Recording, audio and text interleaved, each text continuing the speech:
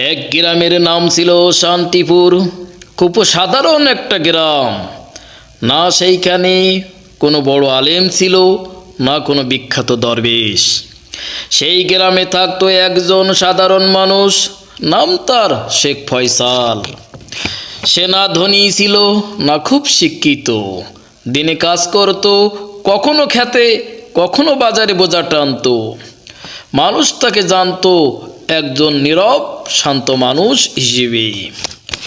তার জীবনে কোনো অলৌকিক ঘটনাই ছিল না। তার জীবন ছিল কষ্টে ভরা। স্ত্রী অসুস্থ, ছোট দুই সন্তান, ঘরে অভাব, মাঝে মাঝে না খেয়েও রাত কাটাতো। কিন্তু তিনি আল্লাহকে বেশি ভালোবাসতেন, সাধারণ আমল করতেন, বেশি বেশি নফল নামাজ তিনি আদায় করতেন। একদিন এক লোক তাকে জিজ্ঞাসা করলো, বাবা, তুমি নফল ইবাদত করো, কিন্তু আল্লাহ কেন তোমাকে ধনী করে না? কেন তোমার দোয়া কবুল করে না?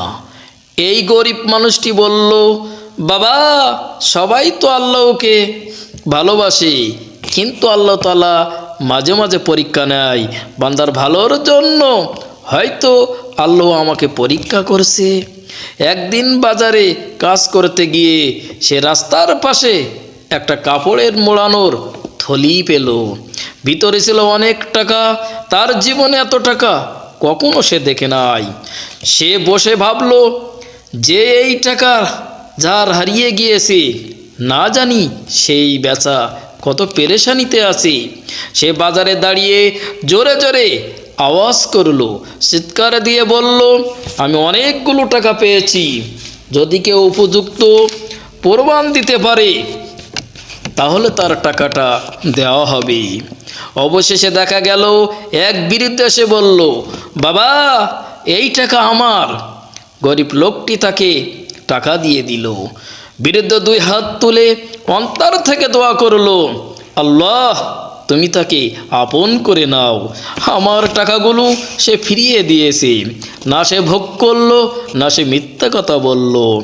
অবশেষে গরিব লোকটি চুপচাপ করে বাড়ি এসে শুয়ে পড়ল।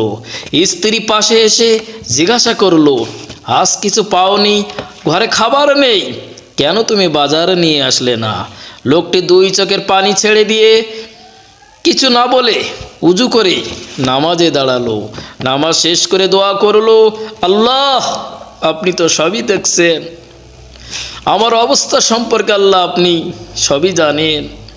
হে পরদেগার আল্লাহ, আমি যেন আপনার পাশে, আপনার রাস্তায় যেন কাজ করতে পারি, আল্লাহ সেই উপযুক্ত হিসেবে তুমি গ্রহণ করো।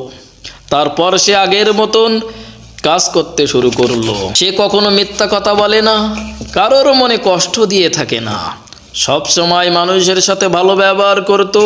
মানুষ তাকে ভালো জানতো। ব্যবহার দেখে তার উস্তাদ অন্তর থেকে দোয়া করলো, হে আল্লাহ, আমি এই শেখ ফয়সালের প্রতি খুশি। সে আমার কাছে আসে তোমাকে পাওয়ার জন্য। কি ধরনের আমল করতে হবে সে আমার কাছে নিয়ে নেয়। আল্লাহ গো, তার ব্যবহারে আমি খুশি, তার কথাই খুশি। তার কথা শুনে আমার অন্তর থেকে দোয়া এসে গেছে, আল্লাহ, তুমি তাকে ওলি বানিয়ে নাও। এই দোয়া করলো। এক পর্যায়ে দেখা গেল এই শেখ ফয়সাল আল্লাহর বড় ওলি হয়ে গেলেন। এই অসহায় গরিব মানুষটি যখন মারা গেল, তাকে কবর দেওয়া হবে এমন অবস্থায় যখন কবর খনন করা হলো, দেখা গেল কবরের ভিতর থেকে সুঘেরান আসতেছে, মেশক আম্বারের ঘেরান আসতেছে। আশেপাশের লোকজন সবাই বলছে, এ কি? তার কবরের ভিতর থেকে এই ঘেরান কোথা থেকে আসছে? সবাই পাগল হয়ে গেল।